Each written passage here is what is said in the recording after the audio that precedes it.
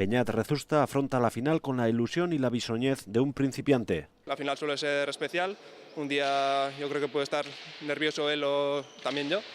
Y bueno, como he dicho, si empiezo bien y centrado un poco en el partido ya habrá opciones.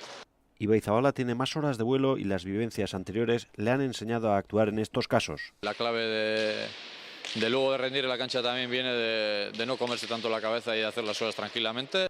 El vizcaíno tendrá enfrente la sensación de esta temporada. Tiene un golpe terrible, volea también grande, luego también a la hora de acabar el tanto pues echa fácil la dejada de dos paredes y la verdad que a parejas está jugando terrible, pero mano a mano también se ha visto que para jugar tiene unas cualidades muy buenas.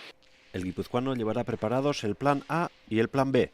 Si empiezo bien y pruebo el aire y si me sale seguiré, si no tendré que jugar a bote o ya veremos.